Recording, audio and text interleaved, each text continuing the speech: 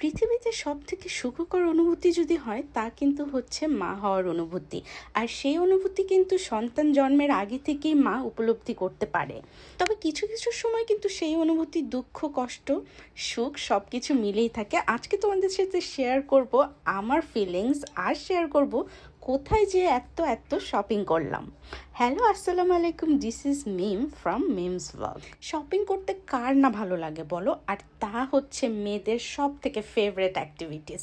আর এটা যখন অফার করলো ভাবি, তখন তো না যেয়ে উপায় নেই। আর ভাবি আর আমি যেহেতু একই সাথে কনসিভ করেছিলাম, আমাদের কিন্তু খুব ইচ্ছে ছিল যে একই সাথে শপিং করার। যেই কথা সেই কাজ, আমরা কিন্তু বিভিন্ন জায়গায় গিয়েছিলাম, কিন্তু যেতে যেতে প্রাইমার্কে চোখ আটকে গেল ওদের ডেকোর সেকশন দেখে। আমার কিন্তু বাসা সাজাতে বেশ ভালো লাগে, আর এখানে এত সুন্দর সুন্দর ডেকোরেশন, আপনার কিন্তু মনে হবে প্রতিটা কর্নারই যেন সাজাই। আর এখানে কিন্তু বিভিন্ন সিজনের থিম অনুযায়ী ওরা করে, যেমন অটাম, স্প্রিং, যেটাই হোক, হ্যালোউইনের সবগুলো ডিফারেন্ট ডিফারেন্ট থাকে। আর এখন তো খুব পপুলার ছিল এই যে বারবি ট্রেন্ডটা। ওখানে শুধু বড়দেরই না, ছোটদের অনেক ড্রেস ছিল। আর নালিজা কিন্তু খুব মজা করে দেখছিল, আমারও ভালো লাগছিল, যেহেতু আমারও কিন্তু পিঙ্ক মোস্ট ফেভারেট। আমার কিন্তু অনেক ভালো লাগে। তোমাদের কার কার চিকেন গ্রিল ভালো লাগে? আমার কিন্তু বেশ ভালো লাগে, তাই বাসায় একটু বানিয়ে নিচ্ছিলাম, যেহেতু এখানে তো বাইরে থেকে কেনার কোনো সুযোগ নেই। কিন্তু দেশে থাকতে কিন্তু মোহাম্মদপুরে তোমরা যারা থাকো তারা চিনতে পারো স্মাইল, এখানের থেকে কিন্তু আমি অনেক বেশি চিকেন গ্রিল খেতাম। আর ওদের নানটাও বেশ মজার ছিল। যারা মোহাম্মদপুরে থাকো তারা কিন্তু এটা চিনতেই পারো, কারণ এটা অনেক বেশি ফেমাস। আর বাচ্চাদের সেকশনে গেলে কোন জিনিসটা তুমি বলবে যে এটা খারাপ, আসলে কিন্তু বলতে পারবে না। প্রতিটা জিনিস ইউনিক, প্রতিটা জিনিস সুন্দর। বাচ্চাদের জিনিস মানেই অনেক বেশি কিউট।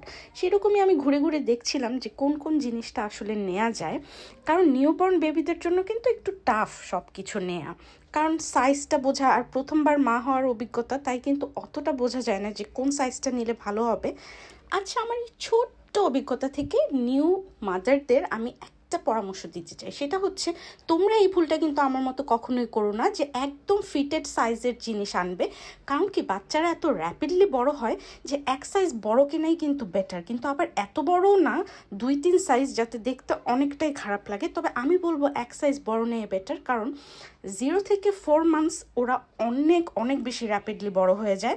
আরেকটা মজার বিষয় হচ্ছে, যেই টয়েসগুলো এডুকেশনাল, ওগুলো কিন্তু ইয়ার অনুযায়ী দেয়া থাকে, বয়স অনুযায়ী দেয়া থাকে, যে এই থেকে 0 থেকে 1 প্লাস বা 1 থেকে 2 এভাবে এভাবে সাইজ করা থাকে। তাতে কিন্তু অনেক সুবিধা হয়, যাতে করে বেবিরা লার্ন করতে পারে ঠিকভাবে অ্যাকর্ডিং টু দেয়ার এজ, সেই অনুযায়ী সেকশনগুলো করা থাকে। আর এটা দেখে মনে হচ্ছিল, ইস, কেন আমাদের সময় এত সুন্দর সুন্দর টয়েস ছিল না। যাই হোক, টয়েস দেখতে দেখতে টুকিটাকি কিনেও নিলাম আমার ফেভারেট একটা বেবির জন্য।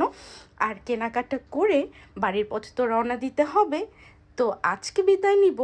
আমার ভিডিওগুলো ভালো লাগলে পাশে থেকেও ভালোবেসো। আজকে এখানেই বিদায় নিচ্ছি। আল্লাহ হাফেজ।